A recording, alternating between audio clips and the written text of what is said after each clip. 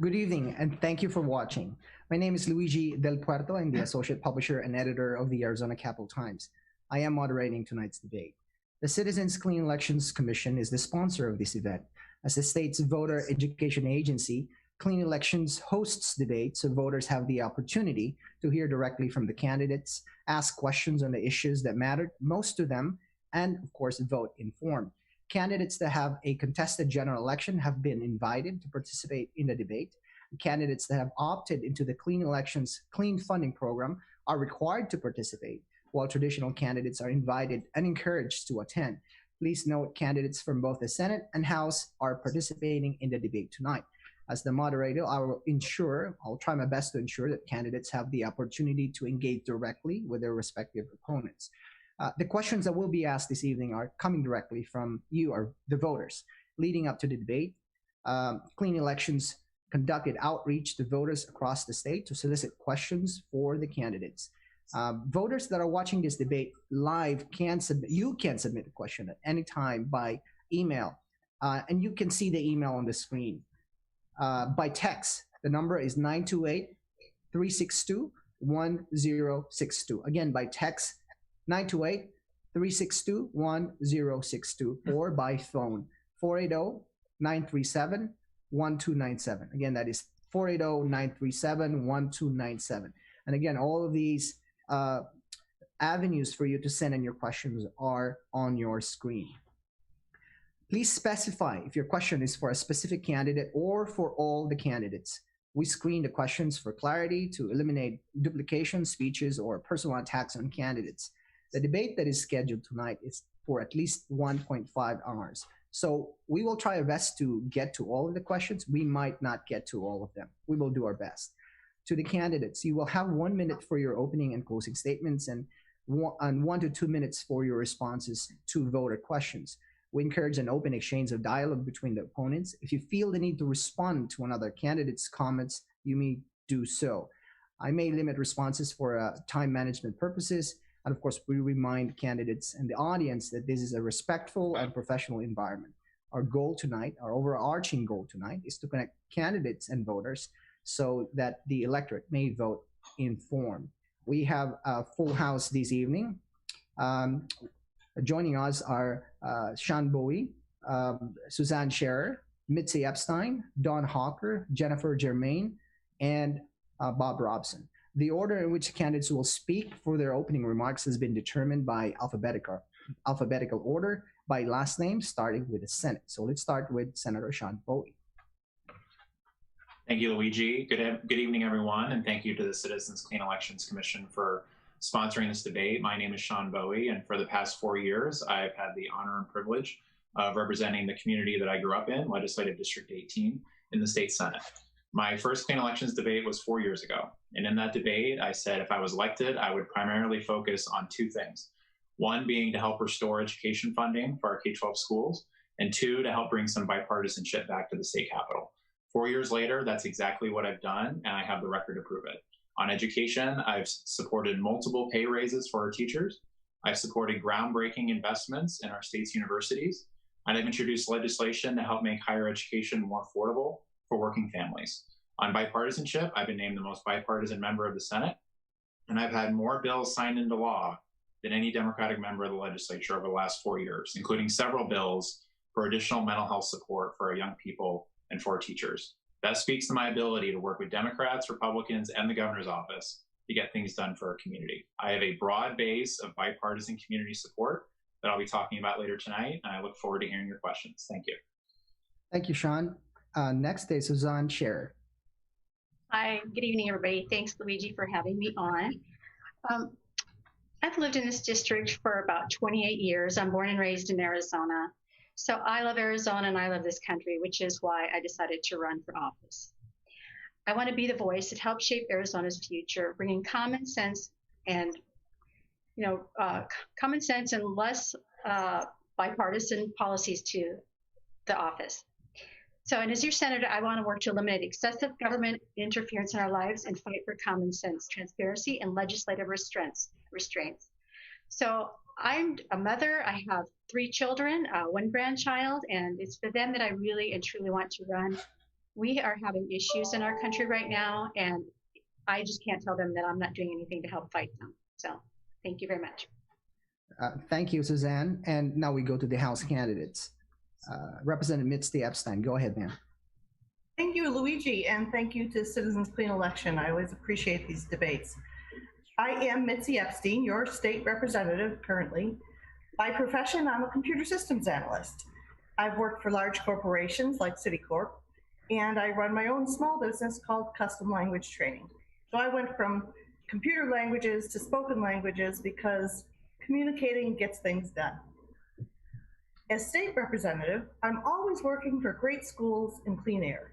And as my introduction tonight, I don't want to go through a list of what I've gotten done. I want to tell you about something very important, which I think is part of my job as your state representative.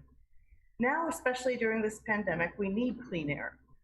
COVID attacks the lungs. And today is the 11th day in a row of high pollution alerts for ozone in Maricopa County. 11 days in a row of alerts. And 3 of those, 5 maybe, are possibly very high in the red zone. High pollution levels that are unhealthy for everybody, not just people with asthma and COPD.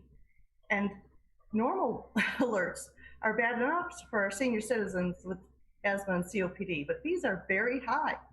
If that's alarming to you, don't be nervous, but do support your elected officials who are working to make improvements in air quality. And know why we need improvements now. Clean air is not a problem we can solve one person at a time. We need the power of collaboration, bringing all our big ideas together, some people in favor and some opposed. And that's the beauty of the process in the legislature. It should be a place where every Arizonan's voice can be heard and included. And that's how we make our solutions strong, whether I'm making a computer system at Citicorp or a manufacturing company, or we're making laws. We want to include more people. That's American. And that's the way I work as your state representative. Whether I'm working on big problems like funding our schools better, or small, simple solutions like planting trees on school campuses, I'm always working to make sure we have plenty of people included in the solution. I'm Mitzi Epstein, and I work for great schools and clean air because good health and good education are the foundational parts of a good life. Thank you, Representative. Don Hawker, sir, go ahead. Yes, thank you, Luigi, and hello to the voters that are listening, watching. I'm a retired computer programmer and a longtime Republican precinct committeeman.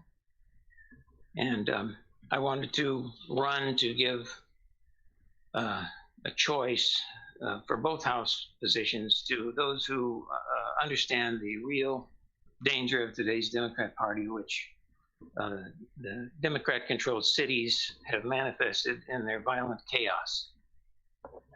At the same time that the chaos rises, they want to defund police, and they're just as strong in their opposition to the Second Amendment as ever when we need protection.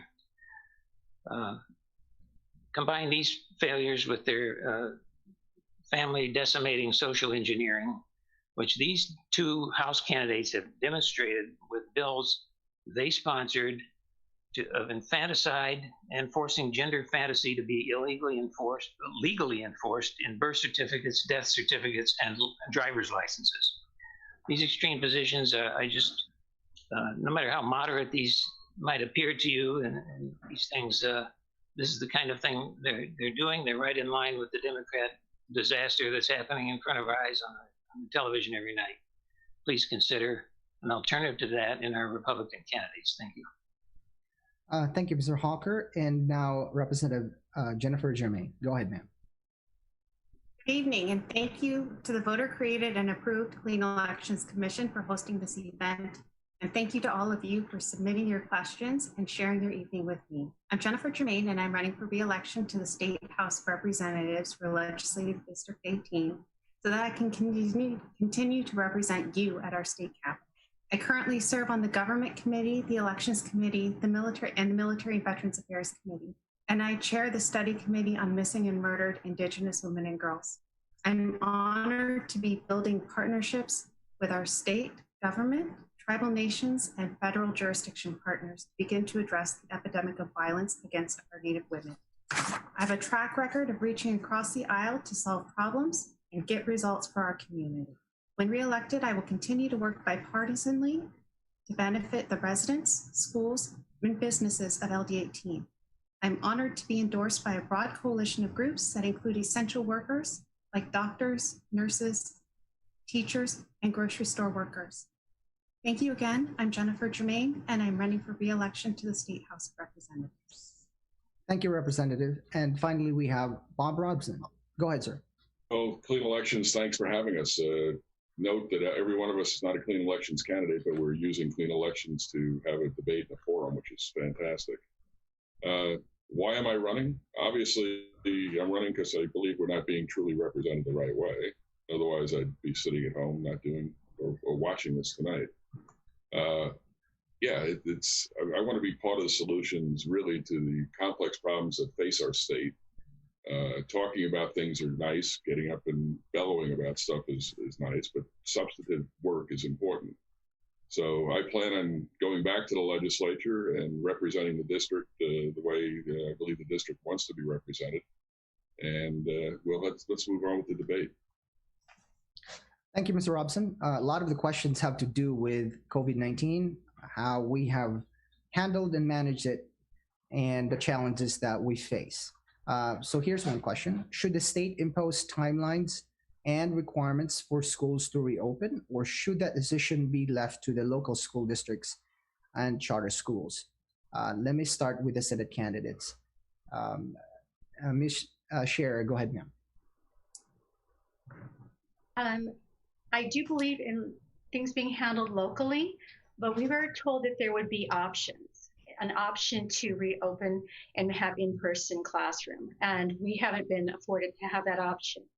So I've heard from a lot of parents and a lot of teachers, and they are really disappointed that that has not been put out there as something that is offered throughout all the school districts.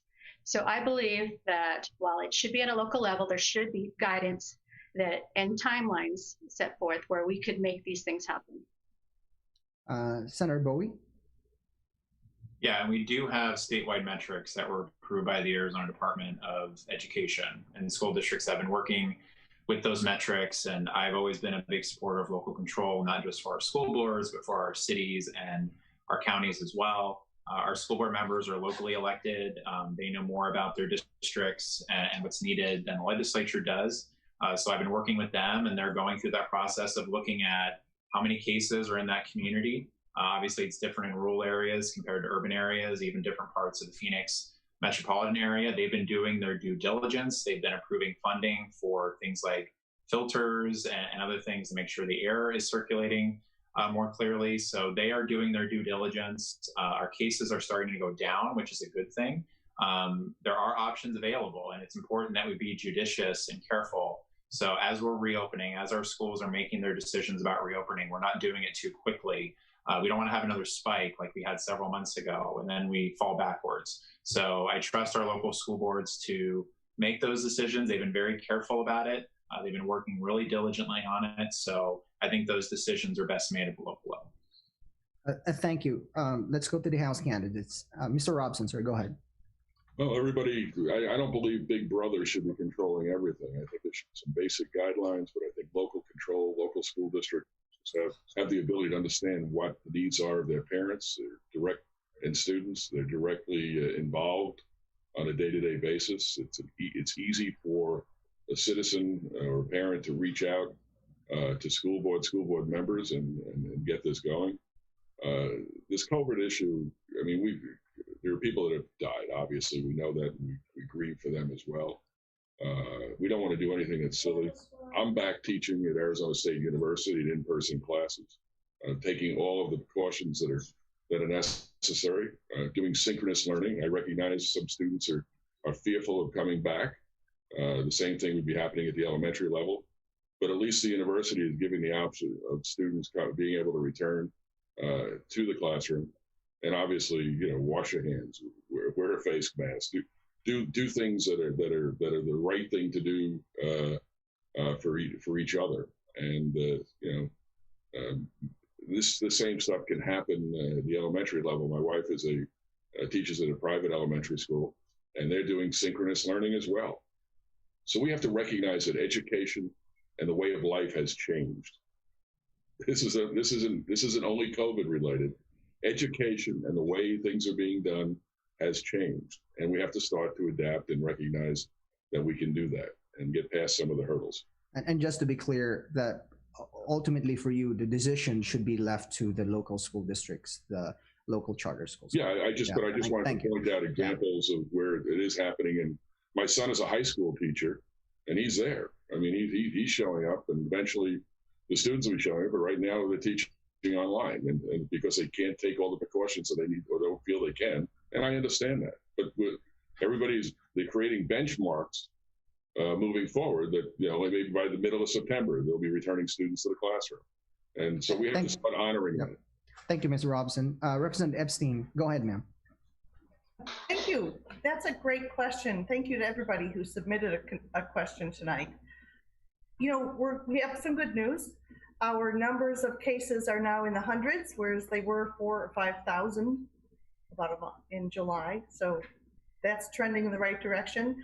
Our available ICU beds are now back to around 20%, which is great, as opposed to the crisis of July when there was only 9% available. And our positive test rate is getting better. And the best sign, so the good news right now is that we are now off the lists in New York, New Jersey, and Connecticut that said, don't come here. And we are now able to go there and not have to be quarantined from the state of Arizona. So we're trending in the right direction now, thank goodness, because that was a big bad scare there for a while. Oh, the other good news is now the governor has put together a long-term care facilities task force, and you might be able to visit Grandpa and Grandma sometime soon. So hooray! Oh, I can't tell you how important that is. Now, what they've set up is that if your county community spread is very low, then maybe we'll be able to have a phased-in approach. Or if you can get tested and then go visit within 48 hours, then that could be allowed. The trouble is, there are no tests that are available in 48 hours. So we have some work to do, a lot of work to do. And it's the kind of thing that we're not going to solve individually. We have to work together on this. And that's where I'm very glad that the governor's put together a task force to work on this. So just to go back to the question. Yeah, sorry, ma'am. Just to go back to the question. All of those are examples that some state guidelines could have helped. If we had had stronger state guidelines to get started, we might not have had the crisis we had. If we'd had stronger guidelines, our schools might not have had this moment when families and teachers and school board members were all just torn up because they're not epidemiologists. They were doing their best. They hired some epidemiologists, which was not the most efficient way to do it, having every school district hire their own epidemiologist. The state could have offered much better guidelines, much better help to all those school board members who are volunteers. I know because I was a school board member, and I really felt for them that it was a terribly difficult decision to honor the needs of parents. And we all want every child to learn in the very best environment for them. Ultimately, the state should have provided better guidelines. So ultimately, you would prefer that the state actually impose the timelines and the restrictions before schools can open, rather than leaving that to the local school boards and local charter schools. No, not the timelines and restrictions, but a lot better guidelines for the school boards to use. That something that would say, if you meet these criteria, then you may be safe. And some of those criteria should be, have you tested your ventilation system in your classroom? Thank you, Representative. Mr. Hawker, the same question, sir. Yes, I have some mixed feelings about this question, but unfortunately, nobody can get the legislature called back to discuss the issue. They don't seem to want to go back to deal with this unique problem. I think there's a lot of ways in which the limits of the various authorities throughout the state need to be much better defined. But the executive branch does have the control over the schools, and I believe, it's my belief, and I could be wrong, but that most parents want their children back in school, and typically, whether it's the legislature or the school board, they shouldn't prevent that.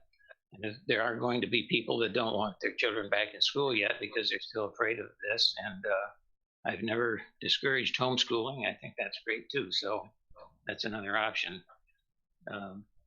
As far as the control, I think that there's times when the local control is important. If there was a smaller epidemic in one particular district or something like that, to close their schools, but I think they already have that power. So I don't think there's a need to have the schools closed at this time. So just to make sure we're on the same page, if ultimately it's up to you to decide whether the state imposes the restrictions and the guidelines before the schools can reopen, should the state have that, or should that decision be left ultimately to the local school boards, the local districts, and the charter schools? I would say the districts. Thank you, Mr. Hawker. And Representative Jermaine, the same question, ma'am. Thank you, Luigi. I'm a proud Kyrene parent. I've had a kiddo that's been home since spring break. We know that it's frustrating and it's hard to homeschool when you're not planning to homeschool. I've met with the governor's office and I've asked them to call us back to the legislature. I've worked with our city councils to get CARES money to provide hotspots to students so that no child has to be without internet connection while they're trying to do distance learning. I've worked with our big corporations here in our district to make sure that our children have access to laptops. I've worked directly with our school boards to make sure that they have cleaning supplies to safely reopen the schools. Kyrene voted last night to put HEPA filters in every single classroom. I think that's a great step towards being able to reopen in person. And I'm glad that Department of Health has issued guidelines and that our school boards are taking them seriously and protecting public health. And ma'am, so if it were up to you, should ultimately the decision to reopen be up to the state to decide, or should that be up to local districts and local charter schools? Luigi, that should be dictated by conditions on the ground and by local conditions meeting the guidelines. Can you flesh that out a little? We shouldn't put an artificial timeline on when this pandemic's going to be over. It's going to be over when it's over. We should be looking at the data, the science in our local areas. So in Kyrene District, in Tempe Elementary District, in Mesa Public Schools, in Chandler Unified, and in Tempe Union High School District, each of them have different metrics that they're following based on their different local conditions within each zip code. We should be making sure that each local board is following those conditions and making decisions for their local communities. And thank you. Here's another question that's COVID related as well. Some have accused the state government of being arbitrary in imposing restrictions before businesses such as gyms, for example, can reopen. Do you agree that the state government has been arbitrary? If yes, why yes? If not, why not? Let's start with the House candidates. Representative Epstein. Oh, goody. Start with me again. Yay. The gyms are such an interesting situation. And see, that's where the failure was with the state to not have a better pandemic plan ready. And that largely is due to budget cuts, when year after year we cut our budgets and the goal is to cut the budget instead of let's create efficiencies. Some of the things that got cut was pandemic planning. And so just imagine if we had come into this pandemic with a plan for businesses to say, businesses, if you can meet these criteria, stay open. But we didn't have that. And that's what we really need to help our businesses to stay open. I think the gyms have a great point that if they feel that they can provide excellent ventilation, masks, spacing, and cleaning and sanitation, then there should be a way for them to do that. And I believe that the governor has set up some waiver systems for them to do that. But that's the kind of attention to detail, attention to planning that good government really should provide, is let's avoid having the pandemic create a panic and create this horrible shuttering of businesses. And instead, we needed the guidance to help our businesses know, okay, what do we do to stay open? How do we stay open and be safe? Thank you, Representative Robson. The same question to you, sir. Yeah, I'm really perplexed here. I've looked over everybody's voting record. I've looked over everybody's sponsorship of bills. And Representative Epstein, all due respect, I haven't seen a bill that you sponsored that had to do with pandemic planning, or anybody's for that matter, in the legislature. Nobody anticipated this event to occur. And so it's really disingenuous to turn around and say, if we had better pandemic planning and we had a plan, you didn't sponsor anything, neither did any of your seatmates, or neither did anybody in the legislature sponsor a pandemic planning bill. So go ahead, ask the question, Luigi. No, I was just going to say, Representative Epstein, you want to answer that, you want to respond to that comment, ma'am? Certainly. Perhaps nobody in former Representative Robson's circle was able to see this coming. But lots of people in the scientific community saw this coming. No. And our own Arizona Department of Health. Let Representative Epstein finish, and then we'll have an exchange. So many, and that's the point. If we leave just enough money in our budgets to make sure that we have long-term planners in our agencies, then we can avoid these crises. But if we cut our budgets too deeply and we lose those long-term planners who are not all that expensive, considering the bang for the buck, they get a wonderful return on investment, those folks who can do this long-term planning. If we cut them, then we don't have them. And that's what happened, is we didn't have that plan. So I'm not an epidemiologist. I did not sponsor a plan for that because I'm depending on our agencies to do that. And that's why we need to have an Arizona Department of Health Services that is funded well enough and staffed well enough to actually help protect the health of Arizona. Representative Robson, you want to respond to that just really quick, sir? Yeah, again, it's a disingenuous answer. You can't turn around and blame everybody on the Republican side for everything that's wrong. I mean, I'm listening to you praise the governor now because we're able to fly back into New York. You're able to visit whatever. But if you did this a week ago, you'd be complaining about the job that he was doing. I mean, you just can't have it both ways. You have to be honest about how about this. You can't use a pandemic to blame people for other things. I'm not trying to say that you were wrong by not sponsoring a bill. I'm just saying nobody sponsored a bill. Nobody anticipated this occurring. And the legislature closed down pretty quickly. Everybody put their masks on and got out the door and went campaigning. And there's a lot of stuff that was left there that should have been taken care of. All right, just real quick, Representative Epstein, and then I'm going to ask the other candidates the same question. Very quickly, in budget negotiation after negotiation, we advocated for a better staffed Department of Health Services, and we were told no. Thank you, Representative Epstein. Representative Jermaine, the same question to you, ma'am.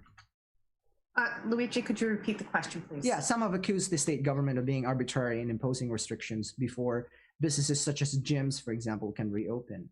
Do you agree with this assessment? And if yes, why yes? If not, why not? Thank you, Luigi. I do think that the government was a little bit arbitrary and a forced shutdown of everything. I think that our small gyms, our boutique gyms, are a lot different than the big box gyms in how they operate and what kind of equipment they have inside and what kind of clientele go to those gyms. I think that Department of Health was a little lagging in getting the waiver up. The waiver was supposed to be ready the week after the governor signed his executive order. It was not ready for 5 weeks, and that caused harm and delay for those small boutique gyms to be able to reopen. And I think that people should have had an appeal process through the Department of Health to be able to reopen, should they have the cleaning supplies, the sanitation, and the procedures in place to make sure that public health is monitored. Thank you, Representative Jermaine. Mr. Hawker, go ahead, sir.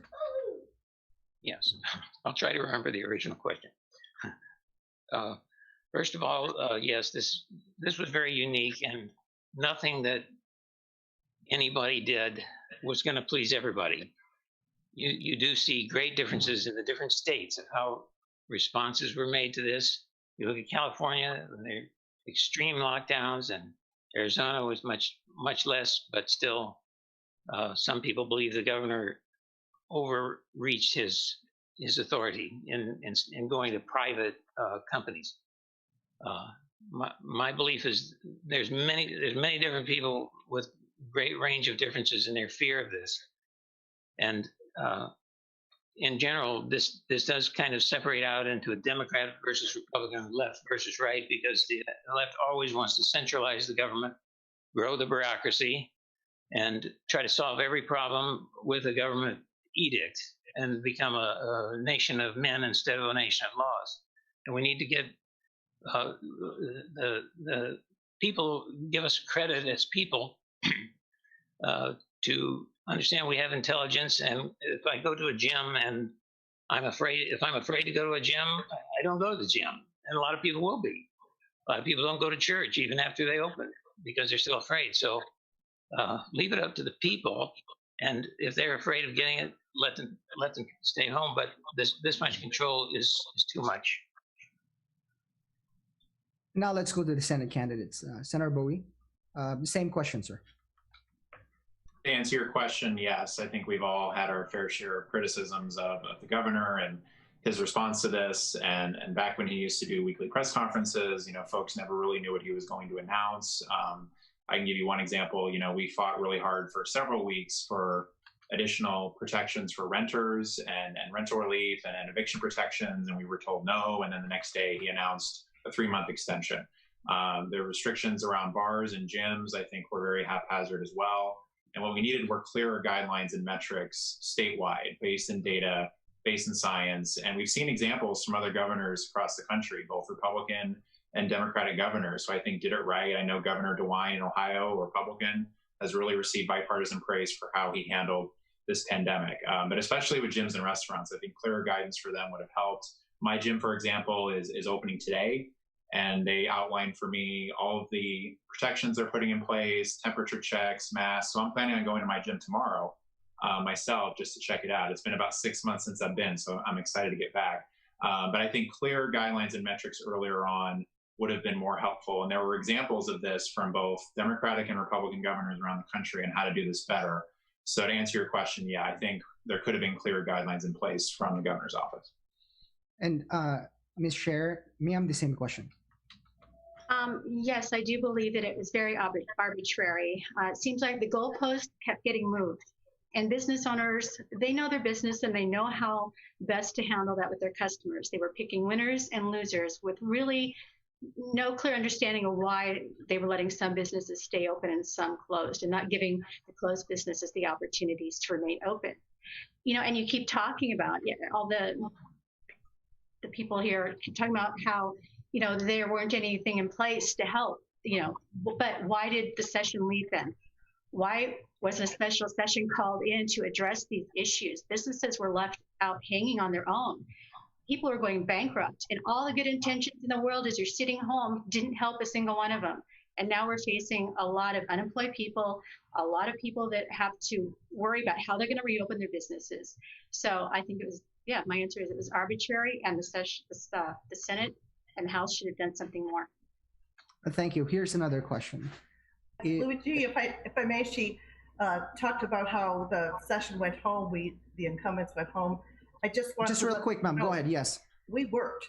We have been working at home endlessly, helping people with their unemployment insurance problems, helping people to get the PPP for their small businesses, helping our constituents in every way you can possibly fathom, and planning the bills to be ready for a special session. We have bills ready. I organized our caucus into 6 groups to develop bills over the areas in a very comprehensive way. Where are the guidelines? I cannot call a special session. We have been, as Representative Jermaine mentioned, asking the governor to call a special session, and that has not happened. But we are ready. We have been working, and we continue. Ms. Sharer, I think, has something to you wanted to interject there. Go ahead, ma'am.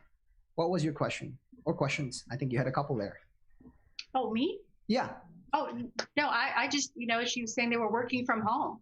Well, what did that accomplish? I mean, honestly, you should have been in session setting the guidelines that you were complaining weren't there. You guys handed over full control to the governor. And then people criticized him for it. This should have been being dealt with at legislative level. And I have a question as well, if I can here. It dovetails on that. There's three of you are incumbents. Are you willing to join others in calling the legislature back? Is your Democratic caucus willing to call you back into session? And I can't figure out what bills you're working on when they call a special session, it's for a specific issue. So do you already know what the issue is that the governor's going to call you back on, or are you just wasting people's time in meeting?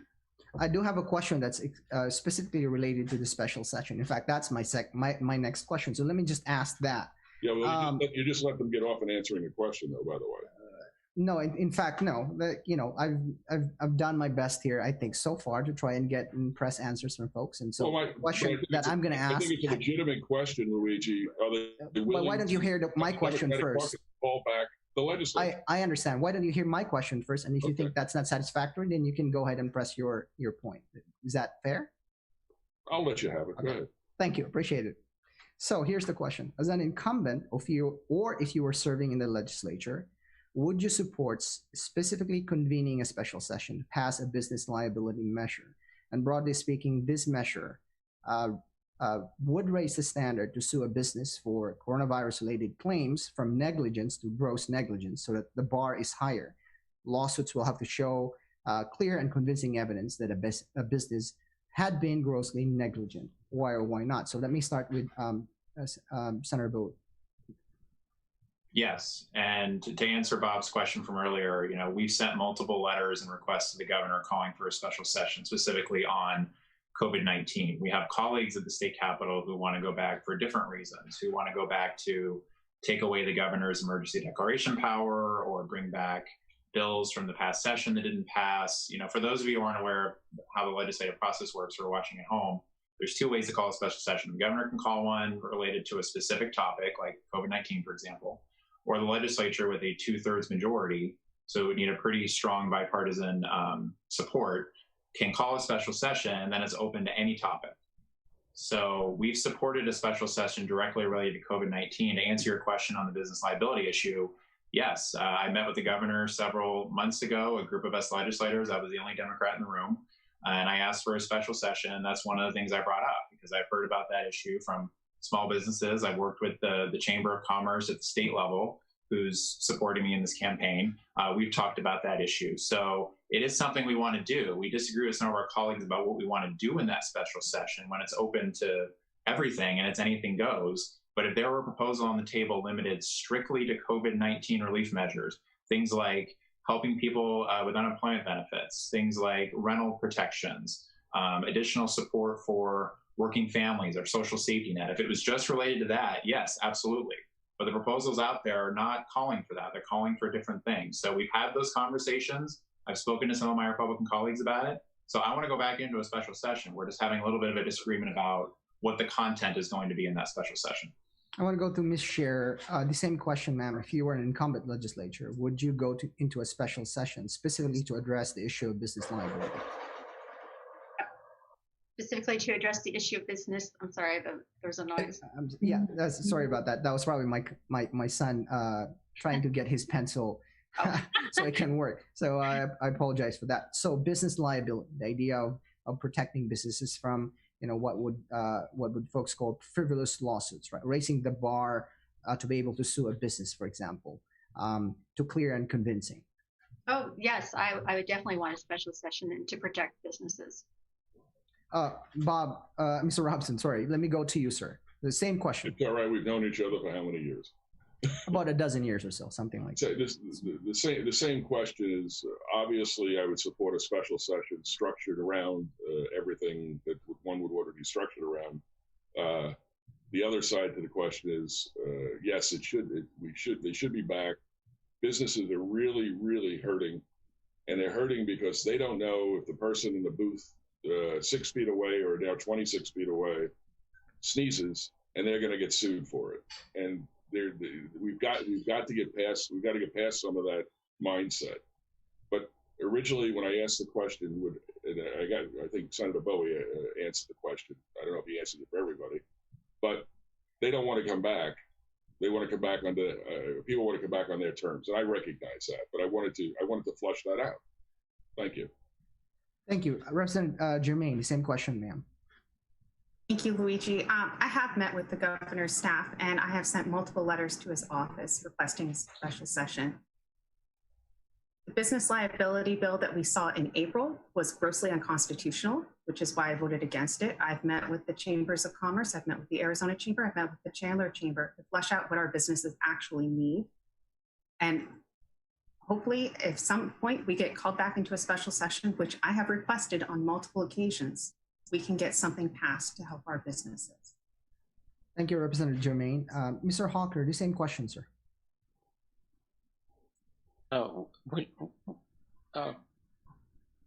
What I'm hearing there is that people are discussing bills and things which, under my understanding of the open meeting law, is supposed to be done in public. So this would kind of indicate that there is a need for a special session.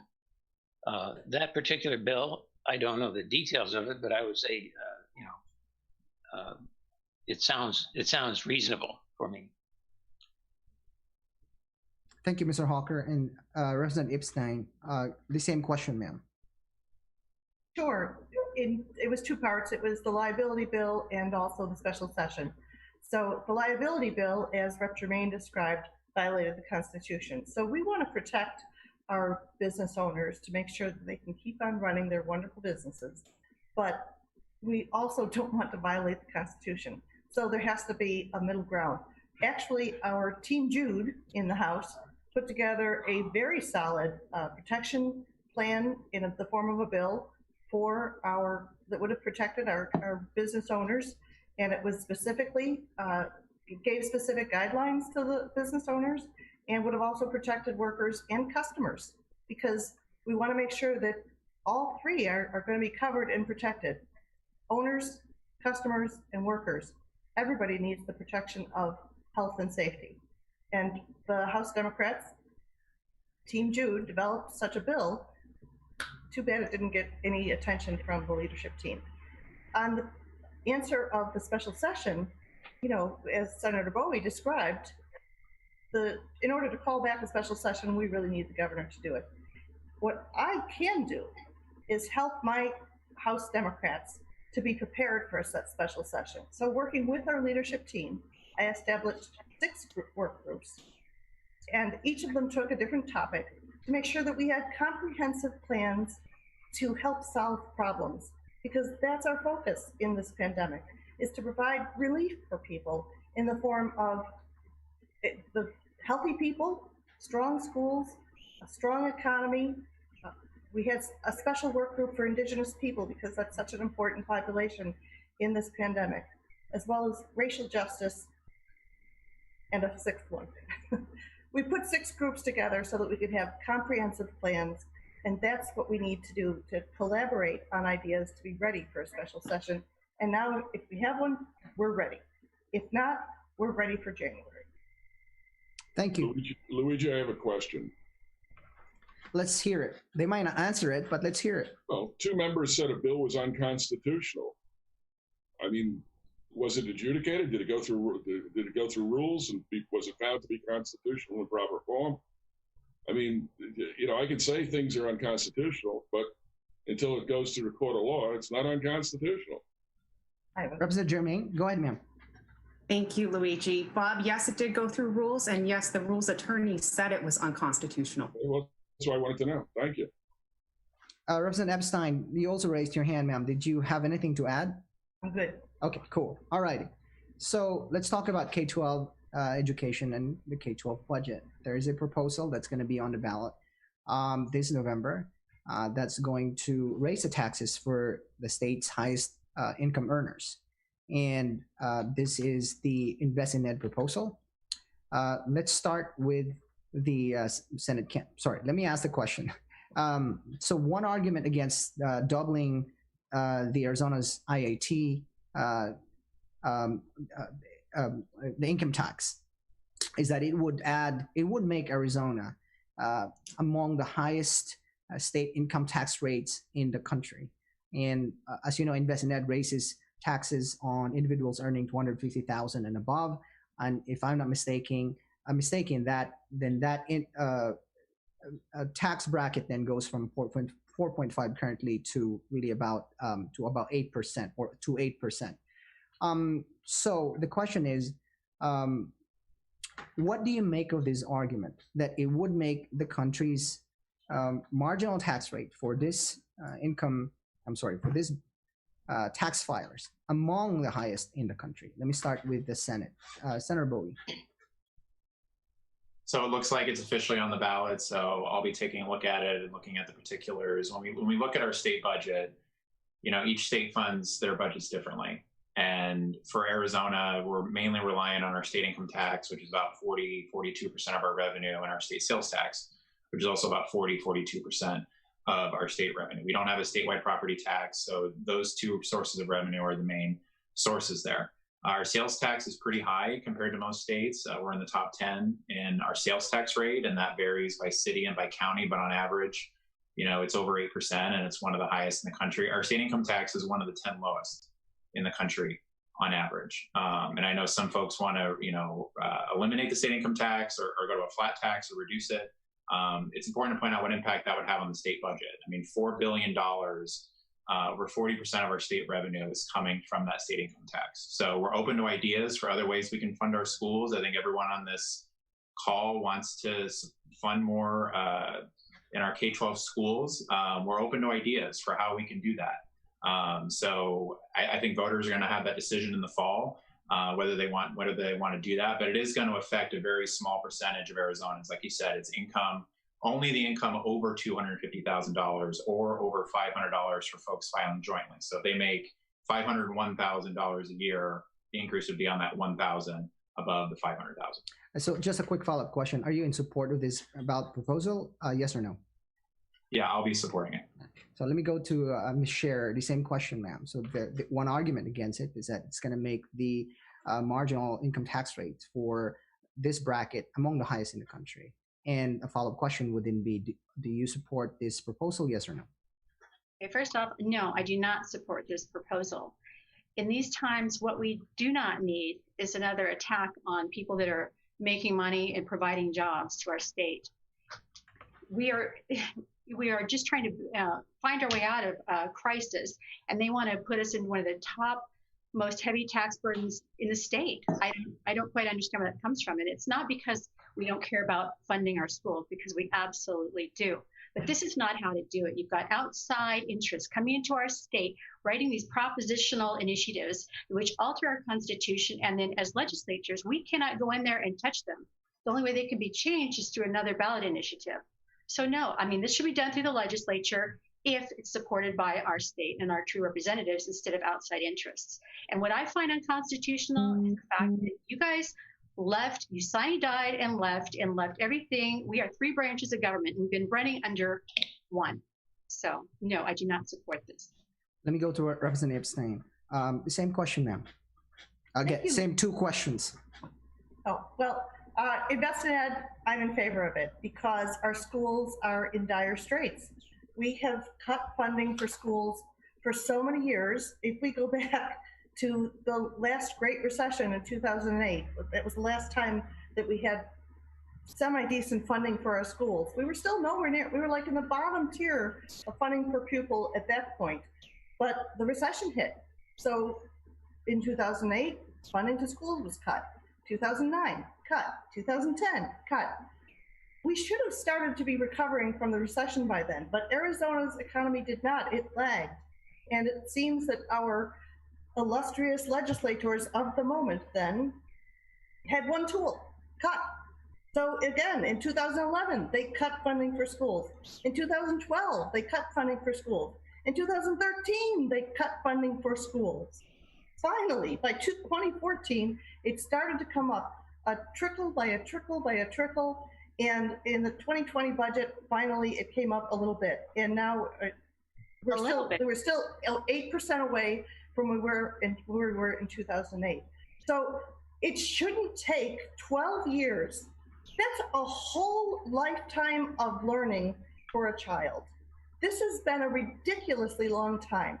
And I just cannot stand for our budgets being balanced only on the backs of our children and teachers. Our budgets must be balanced in a sensible way, in a practical way.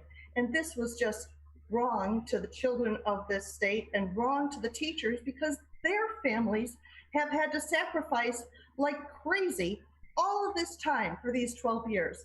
You're not in a merry land of wonderfulness if you go downtown 75,000 strong to say, fund our teachers, pay our teachers better. Their whole families have been sacrificing for 12 years, and that's too long. So number one, we need funding for schools. And number two, is it the right way? Yes.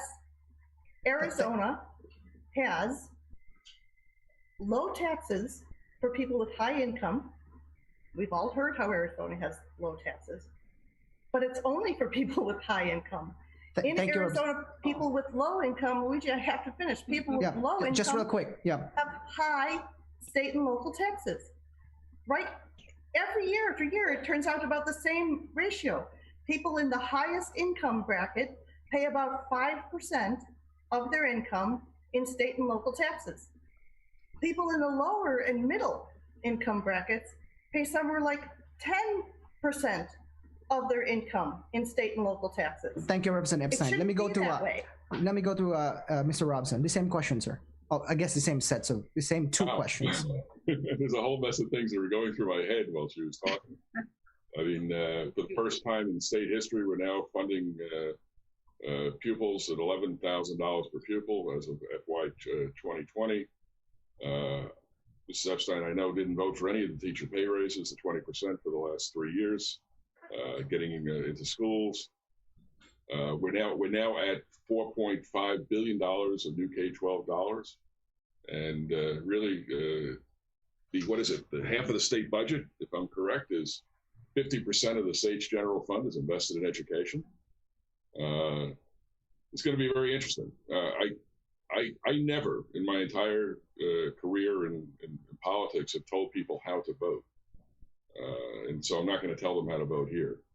I have some real reservations about this initiative, and from the standpoint that I think you send me back to the legislature, I promise I'll deal with education. So at this, let me finish. I'm sorry. Go ahead. Finish your sentence, sir. I mean, in the past, I've literally stopped the entire budget with other members when I felt that the people were behaving disingenuously towards education. I mean, your newspaper reported on that, where 6 of us walked out one time and said, no, this is the way it is. There needs to be more money, more funding for schools, and we were able to accomplish that. But yeah, this is a pretty dangerous thing, because I guarantee you, I don't know if everybody here makes $250,000. So if you're the one deciding that the other guy is going to get taxed even more, and you're not making it, then a lot of our constituents are in that pay level. So you mentioned that you have reservations, but are you actually going to vote yes or no on this proposal? I'm not going to tell you how I vote at all. I'm not going to even tell you who I'm going to vote for office. That's between me. That's between me and the ballot box, and that's the way it should always be. Let me ask. I'm very casual about asking people how they're going to do something. I'm not going to tell anybody how to vote, and nobody on the other side. I'm going to get a formative decision, make that decision. But I have reservations, real reservations about this legislation. Is there any way I can elicit an answer from you on this one? Is there a way for me to ask the question and maybe get a yes or a no? I seriously, I've never told people how to vote, and I never will. Okay. All right. So let's go to Representative Jermaine. Go ahead, ma'am. Thank you so much, Luigi. I think that citizens' initiatives were enshrined in our very founding state constitution. It's something that we as Arizonans really hold high regard for, is the ability to bypass the state legislature when the state legislature is not working for us, or bypass the city council when the city council is not working for us, and really kind of create public policy. And I think that it's a mischaracterization to say that it doubles the income tax on high income earners, because it doesn't double the income tax. It is a surcharge. So only the income over $250,000 for a single filer, or over $500,000 for a couple filer, gets that extra surcharge. The original $250,000 or $500,000 stays at its current tax rate.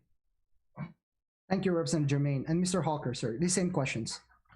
Yes, I'll be very happy to tell you my feelings about. it is two separate questions. But obviously, I'm thinking no on this. But it's two separate questions. One is how you raise the taxes, and the other is what you're spending the taxes on. So how you're raising the taxes is a higher graduated income tax, which is typical of the Democrat Party, which might as well be called the Socialist Party today. It's in the Communist Manifesto as one of his points to extreme graduated income tax, which is why socialism has always been a failure. They act like the rich are some kind of criminals. Like, they're going to be very hardworking people, very smart people, people that employ a lot of other people. And they don't tend to just stash their money in a box. They put it out into society and make it work and make the economy better. And I believe, in fact, in a completely flat tax. And one way to accomplish that is with more emphasis on the sales tax, because the sales tax basically taxes everybody at the same rate. It's the only fair thing that gives people equal protection under the law. You don't have equal protection under the law if one person is paying a higher rate than another person. The richer people will, of course, pay more taxes. The sales tax is inherently flat. So that's on the side of how you are going to raise the money. The other side is what you're going to spend it on, which is the schools. And here we go again. And so 2 years ago, the big crisis in the schools, we had to get more money for the schools. And then that doesn't stop the local school boards from, every time they get a chance, bond issues to the max. And they never seem to get enough money. And yet the education quality seems to keep going down to where you got half the people that come out of these schools that can't pass the state test. And you hear the professionals say it all the time. Every year, it's harder and harder to find kids that are ready to go out into the workforce or into college, because they just haven't learned what they were supposed to learn in high school, because these people, these Democrats, are so busy with their social engineering, making sure everybody's politically correct on sexual orientation and gender identity, that they don't actually learn mathematics. If they do, it's Common Core math, which isn't mathematics, and some of them can hardly read and write English when they come out of high school. So money is not the problem with the schools. I think we need to do a lot of work with the schools and helping the schools, because I'd like to see them better too. But I know money's not going to solve that problem. So, Mr. Hawker, thank you. Representative Epstein, go ahead, ma'am. Thank you. Since he called out Democrats a couple times, I'd just like to make one point really clear. When you actually look at the total taxes, state and local taxes that people will pay in terms of percentage, those in the highest bracket who would pay this surcharge are paying about 5% of their income right now. If Invest in Ed passes, they might move up to 5.5% of their income in state and local taxes. So it's certainly not a doubling, and it is certainly not getting them anywhere near the percentage that typical Arizonans in the middle are paying, which might be 8, 9, 10, 13%. So, having spoken with many folks in our district who may possibly end up paying this, many of whom are actually in favor of it, I think that it's fair to say some can see it as an opportunity for them to help pay for our wonderful schools, as everybody else has been paying all along. Thank you, Representative Epstein.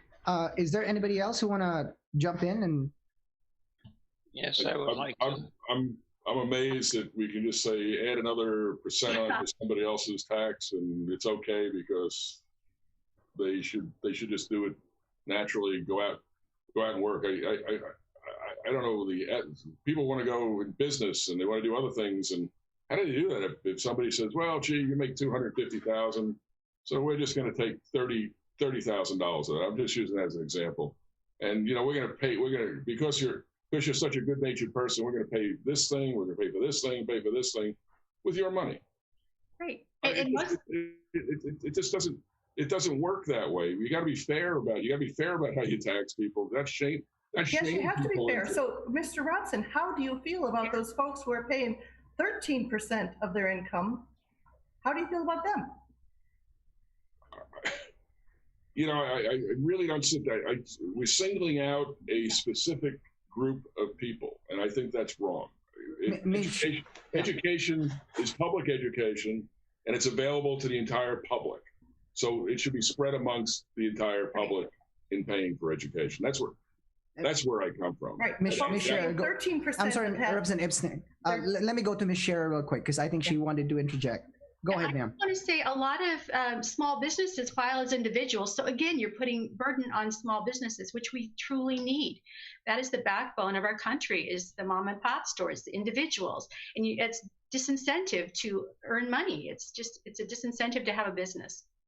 Representative Jermaine, real quick, and then I'll go back to, in fact, I'm going to go to Representative Jermaine and then to Mr. Hawker and then to Representative Epstein. Thank you, Luigi. I just wanted to point out that Invest in Ed is about your net taxable income. So it's all your business expenses are already deducted out of that total. So that wouldn't affect small businesses because they've already deducted their business expenses and their business assets out of their net income, their taxable net income. Thank you, ma'am. Mr. Hawker, I think you wanted to add something, sir. Well, wealthy people also tend to own a lot of property, and so they are probably paying quite a bit of property tax for the schools as well. And besides which, this clamor for always money's going to solve the school problems. The Goldwater Institute did a study that 2 very similar schools that got the same amount of the state allocation were paying their teachers thousands of dollars difference per month because one administration was giving it to the teacher and the other was building its empire. So, if you don't examine things very carefully and look at exactly what's going on and you start throwing money at things, you don't solve any problems, and you're certainly not going to solve the school problems that way. Representative Epstein, go ahead, ma'am. If you own a mom and pop business and you are going to be paying this surcharge, congratulations, you run a great business. You're making more than $500,000. You this is why businesses leave other states. That's fantastic. So we're going to be driving businesses out with that attitude. And I want to say congratulations to all those mom and pop shops who are going to be making more than $500,000, more than $500,000. That's the kind of business you have to be running in order to pay this surcharge. So thank you for being here. You're running a wonderful business, and you will only be taxed on the amount over $500,000. And, this is, as Representative Jermaine, it's the amount you make after you have paid all your employees and paid all of your expenses and invested in all of the capital that you want to invest in. After you've done all that, then if you have $500,000 left over, you pay it on the amount over $500,000. So thanks, folks. You're doing a great business. I can't believe what I'm hearing. Congratulations, you're running, so flippant. Congratulations, you're running a great business. Here's your surcharge. Congratulations. Would you like to say goodbye, Arizona? They'll just move on. What about the guy who sells the family house? This is, congratulations. The folks I really want to focus on are those who have become overburdened in Arizona. Those who are now paying those who are paying 13% of their income in state and local taxes. They're the ones who are crying out saying, don't tax us so much. And I'm working hard to make sure that we fix that. So things like the sales tax, as Senator Bowie mentioned, is one of the highest in the country. If we want to adjust taxes and make them more fair, we need to work on adjusting the sales tax rate down. That's the one that you pay time and every single day on the things that you buy. And that's the one that affects so many people. And that would help those folks who are right now carrying that 13% burden. Yeah, that's how you get rid of police. Let me go to Representative Jermaine real quick. Let me go to Representative Jermaine. Thank you, Representative Jermaine, go ahead. Thank you, Luigi. I just wanted to point out that the tax that you pay on the sale of a property is capital gains tax. It's not income tax. But if the people own it as rentals and whatever, it's income tax. It's taxed. But when you sell it, it's a capital gains tax. It's not an income tax. You lose everything on your rental as well. So, Senator Bowie, do you want to jump in, sir, before we move on to the next subject? I was enjoying that discussion that we had in the last 20 minutes. I'm sure you were. Just to put some things in context, I heard some folks say, well, we've invested these dollars and over the last couple of years, and we have. You know, we started from a really deep hole after the 2008 recession, not just K-12, but higher ed. We can certainly get into higher ed as well. Arizona's cut more from higher ed than any state in the country since the recession. But as it relates to K-12, we've made progress in the right direction, and I've crossed party lines and supported teacher pay raises over the years because I thought it was a step in the right direction. But even now in 2020, if you look at where we are compared to other states around the country, we're still in the 40s when it comes to per pupil funding for our students in our public schools. We have the highest teacher turnover rate in the country. We lose over a third of our teachers every 3 years. We have the highest student to counselor ratio in the country. We have over 900 students for every counselor. The national average is under 400 to 1. That's an important topic for me because I've worked on mental health legislation and trying to get more counselors and social workers in our schools. So to kind of summarize here, and then we can maybe move on to another topic. Yes, we've made progress in the right direction. There is still more work to be done. And it's important to point out in context where we are because of that big hole we had to come out of in 2008. We're moving in the right direction, but we still have a lot of room to grow to support our teachers and our schools. People in our district move here for the public schools. My family, we moved here in the early 1990s, and we picked Chandler, the city of Chandler, because of the Kyrene School District. Parents move here for those schools. They want those schools to be strong for future generations. So we need to keep working on investing more in our education system, more in our schools, because that's what our constituents ultimately want us to do. So I took a very quick peek at the state only per pupil funding in 2020. That's for the raw number, that's 5,765 per student. As adjusted for inflation, that's 5,018. In 2008, which is the height of per pupil funding as adjusted for inflation, that number is 5,331. And for raw numbers, that's 4,996. Let's move on to the next subject. Another proposition that's going to be on the ballot is Proposition 207, which legalizes the possession and use of marijuana for adults aged 21 years old or older in Arizona. Do you support it? Let me start with Mr. Hawker. No, I don't support that.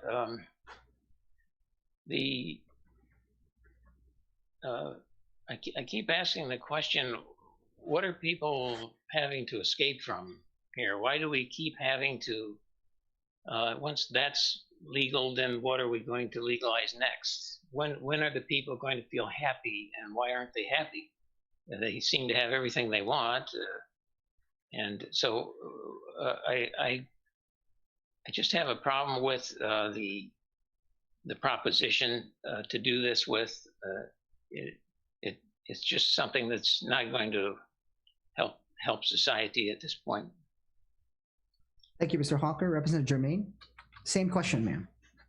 Thank you, Luigi. I absolutely support the voters' ability to vote on this proposition.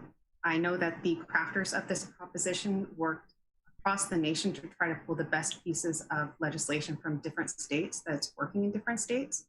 They've learned what doesn't work, and they've worked very closely with the Department of Health Services to make sure that whatever funding comes in from it is being used to help fund the enforcement of DUI, DWI, and zoning regulations that restrict where these shops can go. Representative Jermaine, I think you mentioned that you support people's ability to have this question on the ballot, but do you support the ballot measure yourself? You know, Luigi, I haven't decided if I support it myself. All right, let's go to Representative Robson. Same question, sir. Same answer as I gave you on the last one. I'm not going to tell people how to vote. Is there any way I can elicit a yes or no answer from you on this one too? I think you have to be consistent. If you're a legislator or elected official, and you're going in with a preconceived notion on any piece of legislation, I think that's absolutely foolish. I mean, I would have to withhold. I'd have to, as a legislator, I'd have to take whatever the public gives me and uphold it, because you swear to uphold the Constitution and the laws. So I'm not going to tell them. I'm not going to tell anybody how to vote on any initiative or anything else. But I'm going to have to be the one that has to defend whatever they do. Thank you, Mr. Robson. Representative Epstein. Right. Thanks for the question. It's certainly an important one. And like Representative Jermaine, I haven't made a decision yet because there are some parts of this that make sense. We should stop putting people in prison for relatively very small amounts of marijuana possession. The prison system is hurtful to families, hurtful to communities. It's not solving the problem of any kind of problems that maybe be perceived because of cannabis use. So we've got to stop doing that. That's not working. Let's do something else about that. The initiative still keeps large-scale possession still a crime, still a big old crime. There's a couple areas, though, that I want folks to know. If it passes, I will work to try to fix a couple of things. One is that it creates an oligopoly. So it really gives preference to the current dispensaries in the way licenses go out. They did do some very nice work in trying to make some adjustments to open the market for new entrepreneurs to step in. And it even has some capacity for these new entrepreneurs to step into that industry and have some support with how to run their businesses and so on. And others, as Representative Jermaine mentioned, we have learned from other states some mistakes and some things to do right with that. Nonetheless, the licenses are just, it's too close to an oligopoly. The other thing is advertising.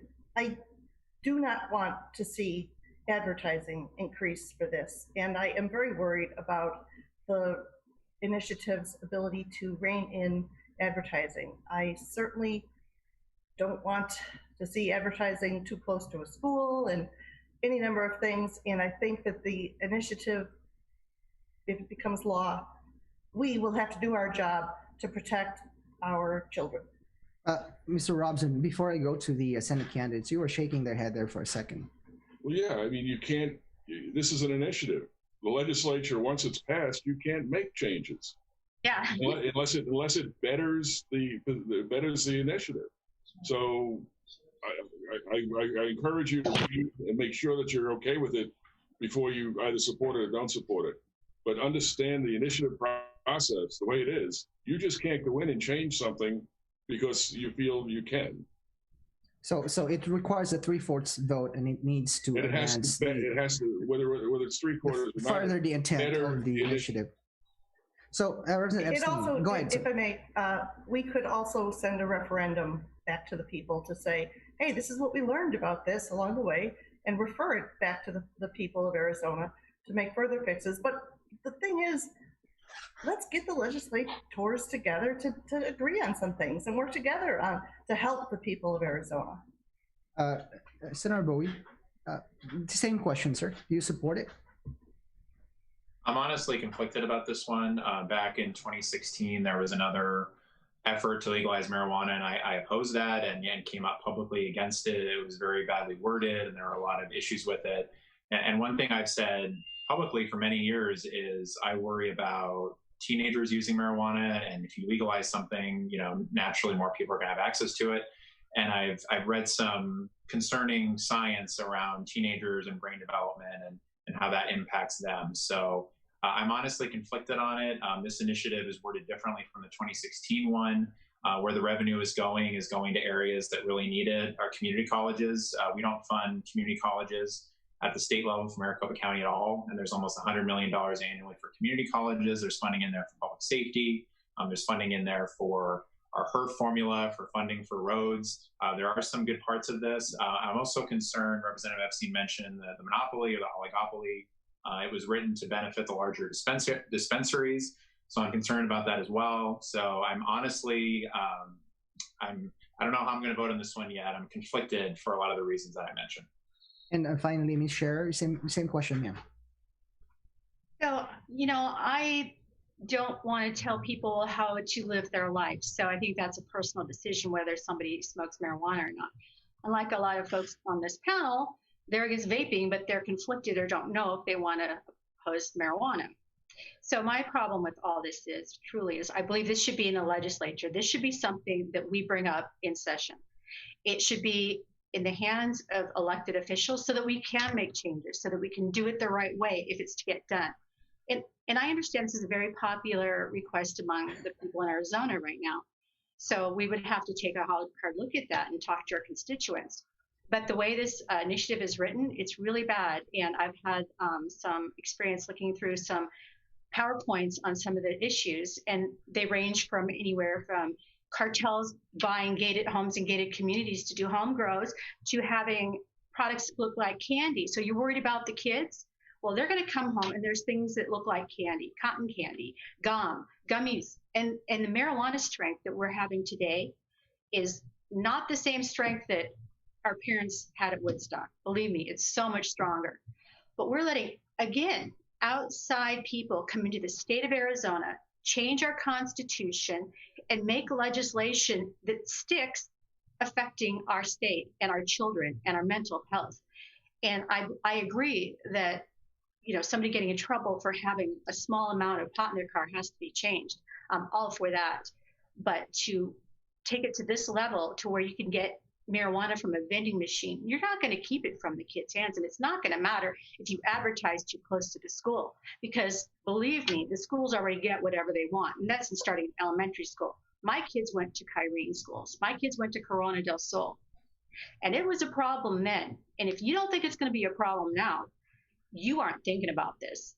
And it's just going to become more prevalent, and we're going to have more mental issues because the people in Colorado that were once for it are strongly against it. So I think that this needs to be handled in the state legislature, and that we need to control how this is laid out, rolled out if possible. We have medical marijuana dispensaries, and right now I think a lot of people can get what they need through those legally right now. Thank you. And this proposal requires all packaging to be childproof and labeled. It also bans advertising to children and bans the sale of gummy bears, gummy worms, other products that may resemble kids' candy. There is one question I want to ask all of you, and you don't really have to answer this one, but let me start with Mr. Robson. Have you smoked or ingested weed, marijuana ever? No. No. Ms. Sharer? Yeah, when I was a stupid 16-year-old. Yeah. Mr. Hawker? Yes. Senator Bowie? Yes, very long time ago, but yes. Representative Epstein? I'm sorry, Epstein? No, I've never liked any kind of smoke. Or ingested? Or ingested either, no. Okay. And Representative Jermaine? Luige, it's been over 20 years. Okay. All right. So real quick, let's talk about mental health. So the state legislature passed Jake's Law recently to address some of the barriers for mental health. And last year, we passed the Mitch Warnock Act, which dedicated some specific funding for suicide preventions for schools, supporting efforts to address what has become an epidemic in our state. If you were elected to the state legislature, or if you're coming back to the state legislature, what else would you do on the mental health front? Let me start with Mr. Hawker. Would you repeat the question again, please? Yes, sir. So the state, over the last 2 years or so, we did two things. We passed Jake's Law. What it did is it requires insurers to offer or to cover mental health care the same as they would cover physical health care. Also, we dedicated some funding for the schools to be able to hire guidance counselors, for example. Now it's a grant, so you have to get in the grant. You have to go through the grant process. But if you were elected to the state legislature, what else would you do on the mental health front? I guess another way of asking the question would be, what's the first thing you would introduce on mental health? Well, I haven't really considered introducing anything about mental health. I would have to examine whatever bills come forward. Representative Jermaine? Thank you, Luigi.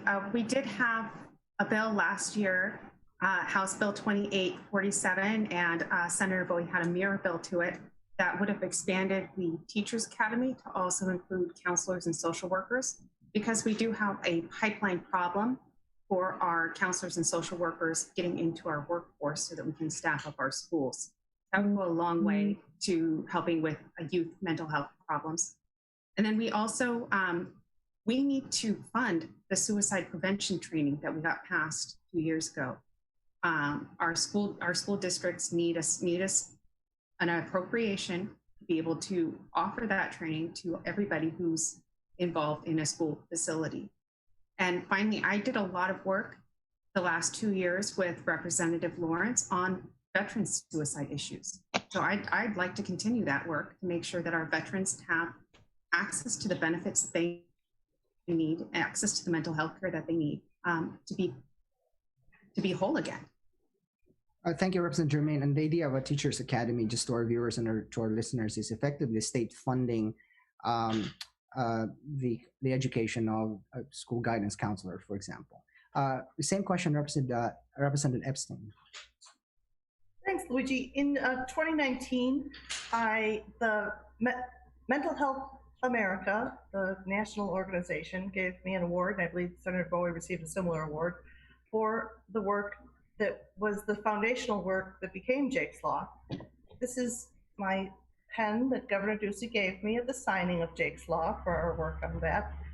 It was a tremendous process, and it was a coalition of people. It is a very big problem. So the way to solve it was to bring many people to the table, and we met at a table about every other week for well over a year. Parents, experts, psychologists, occasionally a handful of lobbyists, stakeholder organizations, and we first defined the problem. In my background as a computer systems analyst, you always have to start by defining the problem. And to do that, we reached out to people. We sent a survey to say, how is mental health care working for you? And we zeroed in on a couple of situations that Denise and Ben Denslow really helped us guide the work there to make sure that we solved this problem, at least took the first steps toward it. So we received 125 responses. So just to the question, ma'am, what else would you do if you came back to the legislation next year? Going forward, we should continue the work of this coalition. We should keep the band together, as we say, and continue the work. The next steps may be early identification and intervention for those who are at risk, and we may look at more integrated care and treatment for those who are in need, and telehealth. We sure have learned a lot during this pandemic about how telehealth can really be instrumental in helping people if we want to make sure that the laws support it in every way that's needed. Thank you, Representative Epstein. Mr. Robson, sorry, go ahead. We agree on something, Mitzi. And I was going to say I would put together a comprehensive telehealth medicine bill that would make available to students and school districts the ability for any child that felt they needed help to be able to call and be able to get those benefits. We know we can't retain enough mental health professionals for every school in every district. It's just not happening. I mean, the guidance counselors that we knew in the past are now mental health screeners. They're everything else. They're people that are doing extra jobs. And yes, Representative Jermaine, the academy should be expanded as well with respect to social workers. The Arizona State University, University of Arizona. There should be additional funds put in there that we can get early people that want to go into social work into these things to be able to get into more therapeutic stuff in the schools. So, right on board. I'd be happy. I would be happy to sponsor a telehealth medicine bill that would be comprehensive and be able to deal with these issues. Senator Bowie, the same question, sir. So one of the bills you mentioned was my bill, the Mitch-Warnock Act, that we had signed into law in 2019. Bipartisan support, passed unanimously. Really proud of the work that we did on that. That was a really team effort, Democrats and Republicans working together on that. That's actually going into effect this fall. So now all school personnel, grades 6 through 12, are going to be required to take training in suicide prevention, scientifically based suicide prevention training once every 3 years. I was also a co-sponsor of Jake's Law and worked really closely with Senator Brooke and McGee on that. So we're happy to get that done as well. I also had 2 additional mental health bills that were signed into law this year. I was the only Democratic member of the legislature to have a bill signed into law this year, and I had 2 of them. And they were both around mental health. The more prominent one was around additional resources for students at our high schools and our universities and our community colleges. On their student ID cards starting next fall, they're going to have a suicide prevention hotline number on those cards, like Team Lifeline, for example. So they're going to have additional resources available to them. As far as additional legislation, I had a 3rd bill that came very close to passing this year that was at the 5-yard line that had broad bipartisan support and had to do with mental health days and clarifying that for our young people, mental health days count as an excused absence in our K-12 schools. So we got out of the Senate unanimously. It was this close to passing the House. So if I'm reelected, I'll definitely be introducing that legislation next year. I've been talking to colleagues from around the country. Utah has really been a leader on mental health. I've been speaking to some of their members in the Utah legislature about ideas they've had. I've received national awards for this work around mental health, so I've been able to talk to a lot of folks from different states on how they're approaching this really critically important issue. And the last thing I'll mention, one of the things I do every 2 years is I visit all of our K-12 schools in our community, over 50 schools, public, charter, private, and parochial. And on my tour this past fall, I spent a lot of time talking to counselors and social workers in our K-12 schools. And I really wish that all of my colleagues at the legislature could spend half an hour with an elementary school counselor just to hear about how our kids are doing, how they're struggling, and just how critically important those mental health resources are in our schools. And I'll continue to do that, fight for that as long as I'm in the legislature. And finally, Ms. Sharer, the same question, ma'am. Could you just repeat that for me one more time? If you were elected to the legislature next this November, what would you do? What would you introduce? What measures would you fight for on the mental health front, on mental health care? Well, first of all, I think that everybody on here has some great ideas, and I appreciate everything that's been done towards mental health care. I am speaking as a mother of a child who almost killed himself. I deal with depression and suicide for the last 20 years, and it's not fun, and it's brutal. It's brutal as a parent. And I'm thankful if you can catch it early enough in the schools. Sometimes you can, and sometimes you can't. But I would pursue every avenue, talking to people on what we can do better. Because from a mother's point of view, what I have found is that beds are full a lot of times. When you know your child needs the help, the beds are full. There's not enough help that's affordable. I mean, rehab centers, everything that goes along with addiction, suicide, you can't get in unless you got to a quality clinic, unless you got $30,000, $40,000. I remember one time I was asked if I was able to mortgage my home. I would give up my home. I'd give up everything for the life of my son. And that's pretty much almost what I've had to do, but it's still an ongoing battle. There's got to be a better way, and we got to find it to where we can reach in and open up better resources, train more people, make school more affordable, bring in people who maybe will open more hospitals. There's got to be more beds and more people in this field. And currently, right now, I worry about our children that are not being able to go to their classrooms. I mean, if our teachers are spotting all these issues with our students, the suicides, the abuse, the depression, the anxiety, sometimes they're going to be home alone and without a parent there to even watch. So I really urge that we open up our schools right now for one thing. But when I get in the legislature, I'd like to build upon the good work that's been done on the suicide prevention. So thank you all very much for that. It really touches my heart. Thank you for sharing. Luige, Suzanne brings up a very interesting point. And, we've done a lot with schools, and that's fantastic. But she's spot on with respect to how many beds are available for mental health. I mean, you go to Phoenix Children's Hospital, I think there's only 4 beds available. Mm-hmm. So they have to sit, if there's a mental health issue, those kids have to sit in ER until a bed becomes available. And sometimes that's weeks. The other hospitals that serve our community, they may be 2 mental health beds available. And if it's male or female, If it's a female issue, a male issue, they can't put a female in with a male. So sometimes those people, those patients, are waiting an exorbitant amount of time in order to get the mental health care that they need. Representative Jermaine, and then I'll go back to Ms. Sharer. Thank you, Luigi. I had two things I wanted to say. Number one, we had a comprehensive telehealth bill this last session. It was Dr. Amish Shah's bill, and it was the basis for what the governor used for his executive order on telehealth. And number two, my brother-in-law is a behavioral health nurse. It's not necessarily a shortage of physical beds, it's a shortage of staffing. We have a severe shortage of behavioral health professionals in the state of Arizona. We have been designated a national desert for behavioral health professionals. We have a pipeline problem. We have a workforce development problem. Ms. Sharer, go ahead, ma'am. Well, whether it's bed or staffing, they call it there's not a bed at that particular time, and they will send them home. And you have to try and keep your child from killing themselves on your own. So it's unacceptable. So we got to fix that. But, and I only mentioned that because I had to deal with an issue when I was in the legislature, somebody having their child waiting there for 10 days.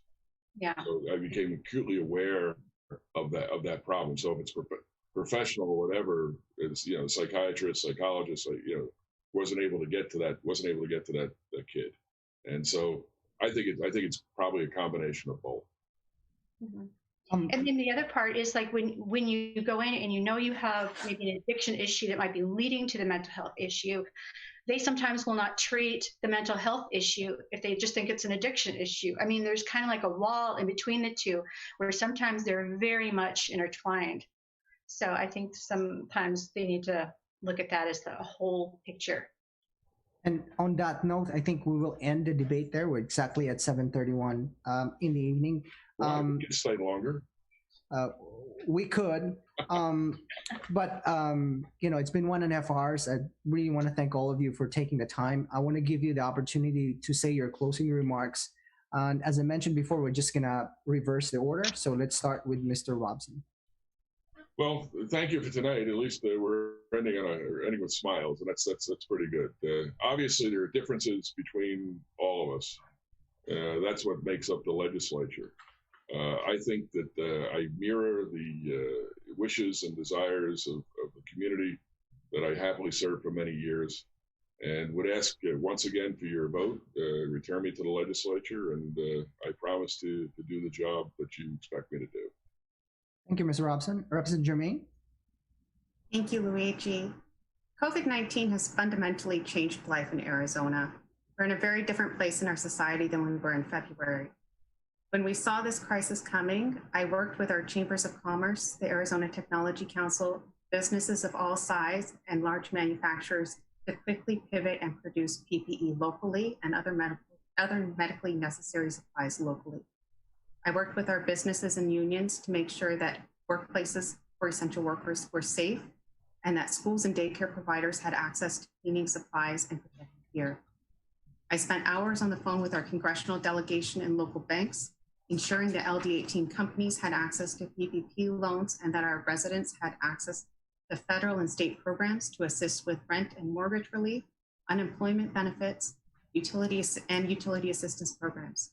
Our family even made donations to St. Mary's Food Bank and other nonprofits to help others with this crisis. Our next legislature is going to have a lot on our plate. I'm up to the task, and I have a track record of working bipartisanly to solve problems and move pieces of legislation to benefit our district. And that's why I'm asking for your vote and your continued support. Thank you again. I'm Jennifer Jermaine. I'm running for re-election to the State House of Representatives. And you can look at my stances on issues at my website, Jermaine4house.com. Thank you. Thank you, Representative Jermaine. Mr. Hawker. Thank you. The catastrophic events of this year, the inconsistent and tyrannical extremism regarding the executive orders regarding the virus, and the unforgivable tolerance of submission to violent mobs in Democrat-run cities and their war on police and indeed the United States should awaken anybody who had illusions of the benefit of voting Democrat. These incumbents have promoted legislation which shows contempt for truth and family. particularly these bills that they put in to change your birth certificate to get around the proposition induced marriage law between one man and one woman, Title 30 in the Constitution, because all you had to do is go down, get your birth certificate changed, and you can just marry somebody really of the same sex. But it gets around the spirit of that law very much. This will destroy family life, which is part of the Democrat agenda. So please make the effort to vote them with their party out of offices from the top of the ballot to the bottom. And nothing's going to be perfect, but we will have a better state. Thank you. Thank you, Mr. Hawker. And Representative Epstein? Thank you all for being here today. Luigi, I always appreciate your professionalism in moderating, and the Clean Elections Commission, thank you for continuing to offer these fantastic forums for the voters. I recognize that the best resource in Arizona is our people. I'll use my experience in business and leading volunteers to lead on the teamwork and the technology to help all of our legislators to collaborate. That's the best way to get all of our resources the best out of everybody. I hope to work towards bipartisan support on some things that are already there. We have wonderful bipartisan support for criminal justice reform and the Heritage Fund. You know, I had to mention right now, so many of us during this pandemic are finding joy in going out to our state parks, and we want to make sure that they continue to be wonderful for all of us. And the Heritage Fund has bipartisan support to bring it back. Of course, you know, I'll always work very hard for great schools, for our school children, for our teachers. I was served on the Kyrene School Board. I served on many PTOs. You may know me from the time that I coached your child or your dad or in the soccer field with AYSO. We may have served together in a PTO or the Parent Superintendent Council at some point. I'm always reaching out to our current school board members who are just heroes in the very difficult decisions they have to make, and they're doing it with such deliberation and consideration and reaching out to people. My hat's off to you and all of our school officials. Thank you, Representative. I'm sorry, go ahead. So I just wanted to finish by saying that I'm endorsed by teachers and parents, the Sierra Club, Humane Voters, because we love our dogs and cats, and we want to live in a humane world. I'm endorsed by nurses and doctors and healthcare workers and many more that you can see at my website, Mitzi Epstein, just like the name, .com. Please do visit. I hope you may want to contribute in some way and to maybe get a yard sign, but mostly take a look, read, send me a note, see me on Facebook, Twitter. Let's keep talking. Thank you, Representative Epstein. And now we go to the Senate candidates. Ms. Sharer, go ahead. Well, thank you, Luigi, for hosting this. It's been a lot of fun and getting to know everybody.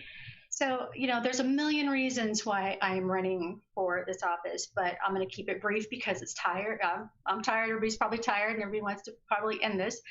But I'm running because America, Arizona, and in Legislative District 18, we have a problem in our own backyard even, and it's called socialism. My Democrat opponent is contributing to the problem. So with your help, when I'm elected, I will return the great state of Arizona to its conservative constitutional roots. And that is why I'm running. This is for my kids, for your kids, for all of us. So you can visit my website at SuzanneSharer4Arizona.com and learn more about me. I've been here my whole life. So I'm looking forward to hearing from y'all. Thanks. Thank you, Ms. Sharer. And finally, Senator Bowie. Thank you, Luigi, and thank you to the Clean Elections Commission for sponsoring this forum tonight. You know, I love my job, and when I first participated in this debate 4 years ago, I outlined what I wanted to do, and that's exactly what I've done over the last 4 years, and I have a record to prove it. It's not just rhetoric coming from me. It's an actual record of supporting pay raises for our teachers, for being named the most bipartisan member of the state legislature, by getting more bills signed into law than any Democratic member of the legislature. And you also look at our broad bipartisan community support. You know, we've been unanimously endorsed by small business groups in our community. They'd be surprised about socialism, which I'm not. The Arizona Chamber of Commerce, the Greater Phoenix Chamber of Commerce, the Chandler Chamber of Commerce, the National Federation for Independent Businesses, which doesn't endorse Democrats very often, they are unanimously supporting me. Our educators are unanimously supporting me. Our law enforcement and public safety groups, including our firefighters and 4 separate police groups, have all unanimously endorsed me over my opponent. We've also been unanimously endorsed by our healthcare workers, doctors, nurses, family physicians. They have all unanimously endorsed my campaign. So I look forward to continuing the work I've been doing the last 4 years in the state Senate, and that's putting our community first. Thank you, Luigi. Thank you, everybody. Again, I appreciate your taking the time. And that concludes our debate tonight. To our candidates, I can't thank you enough for participating. To the voters, we thank you all for taking the time to watch or to listen to the debate and to inform yourselves before the November 3rd election. The Citizens Clean Elections Commission is your source for nonpartisan voter information. We encourage you to visit azcleanelections.gov. Again, that's azcleanelections.gov for all of your voting needs. And again, my name is Luigi Del Puerto. I'm the associate publisher and editor of the Arizona Capital Times. You enjoy the rest of your evening, and bye for now.